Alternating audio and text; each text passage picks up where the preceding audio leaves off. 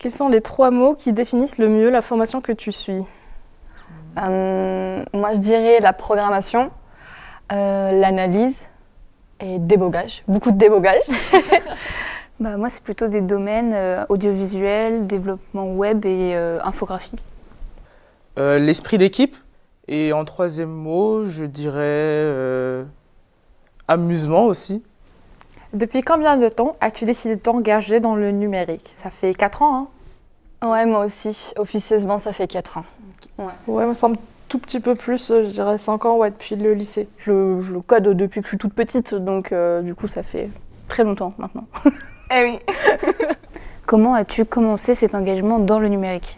Au début, je voulais faire de la médecine, mais après j'ai fait de l'informatique et c'était vraiment une évidence. Moi, ça a commencé en fait avec quand j'étais au lycée, je travaillais avec PowerPoint, Word et tout. Et puis je me suis dit, je pense que c'est bien l'informatique de commencer comme ça. Mais après, quand je me suis rentrée dans le vrai monde du numérique, c'était pas du tout juste Office. différent. Ouais, c'était plus de programmation et beaucoup de choses. Ouais, c'est pareil pour moi. Oui. Le but, c'était de travailler dans une boîte de jeux vidéo, comme le rêve de tout le monde. Et puis, au fur et à mesure, avec le temps, avec ce que je voyais avec ce que j'ai étudié, avec les matières, les modules différents que je voyais, j'ai pu m'orienter vers là où je me sentais la plus confortable. Et aussi, j'avais remarqué que j'aimais plus trop le développement. Donc voilà, ça a complètement shifté en data. Oui. Un projet dont tu es fière? Moi, ma petite pointe d'orgueil, c'est de dire que je viens des lettres. J'ai passé 3 ans à faire du latin et du grec à haute dose.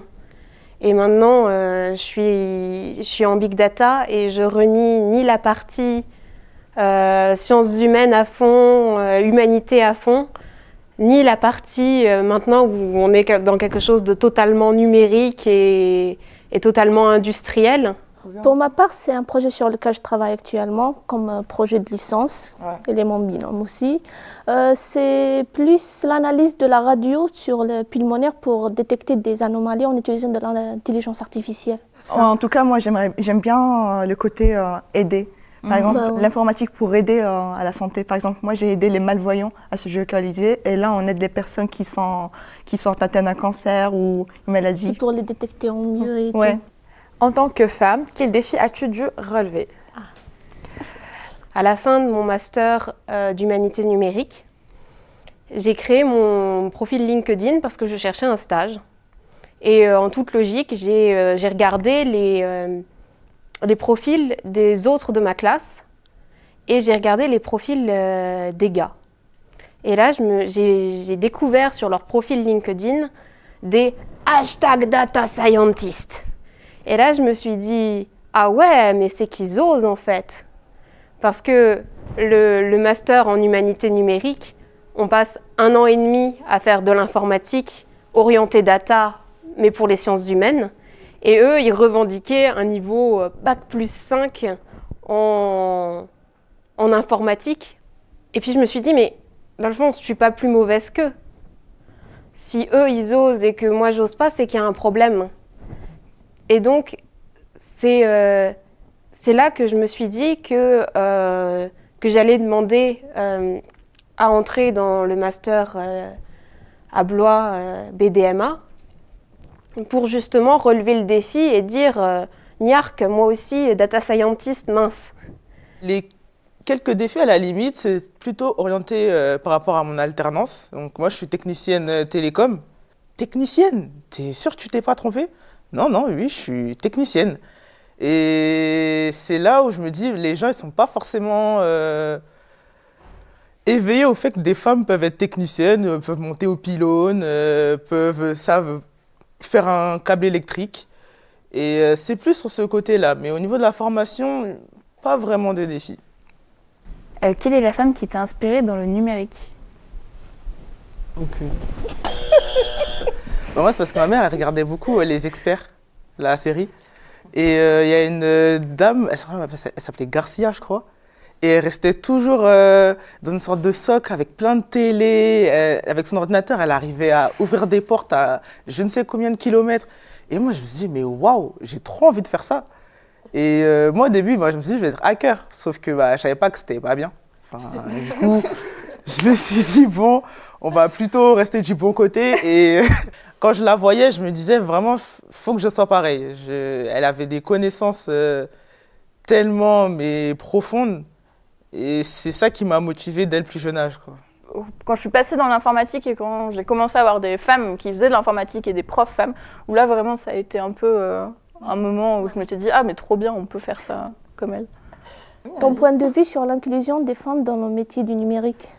Alors, pour moi, l'inclusion d'une femme dans le numérique, ça porte toujours un plus. Par exemple, la compréhension des utilisateurs. Si on crée une application spécifiée pour une catégorie féminine, l'inclusion de la femme, ça porte vraiment un intérêt pour moi. C'est un domaine qui est super intéressant en oui. plus. Ouais. Et du coup, effectivement, c'est un domaine où il y a pas assez, même encore actuellement, il n'y a pas assez de femmes. Ouais, c'est vrai. On le remarque dans notre section, on n'est que 3. Est-ce qu'être une femme dans le numérique apporte des avantages, des inconvénients? Des avantages, je dirais que oui. Généralement, une femme apporte des compétences uniques et complémentaires à l'équipe, donc oui. Au niveau des avantages, c'est surtout qu'on va se démarquer au niveau des CV. Par exemple, on va être plus facilement contacté ou on va être plus facilement recruté justement pour avoir cette parité dans les équipes. Oui, en fait, je trouve que les femmes dans le monde numérique, ils ajoutent une touche de créativité sur les projets, par exemple, sur les couleurs et tout. Parce qu'en fait, je trouve que les hommes, ils laissent ça tout sombre, tout genre pratique. Mais là, la femme, elle ajoute toujours la petite touche créativité féminine dans les projets. Je sais pas, mais des inconvénients, oui, parce qu'on est obligé de tout le temps prouver qu'on sait travailler autant que les hommes et qu'on ne va pas laisser notre vie personnelle, entre guillemets, interférer notre vie professionnelle. C'est compliqué. As-tu entendu des remarques sexistes? Un exemple. À part une ou deux par-ci par-là, et encore une fois, le gars, tu l'envoies balader, franchement, on n'en entend pas. Des fois, c'est pas forcément des remarques qui sont faites, mais tu sens, je sais pas, au comportement ou quoi que. Ouais. Je sais pas si c'est sexiste, mais genre quand je rencontre des personnes et quand je leur dis que je suis dans l'informatique ou je suis dans le domaine informatique, etc. Après, il y a toujours cette expression dans leur visage qui dit en mode « Ah ouais, t'es dans l'informatique ?» Genre, c'est pas trop dur pour toi? Genre, c'est pas trop dur? Genre, ils vont jamais dire ça à un garçon, quoi. As-tu eu des difficultés d'intégration dans une promo ou vu des difficultés rencontrées par d'autres femmes?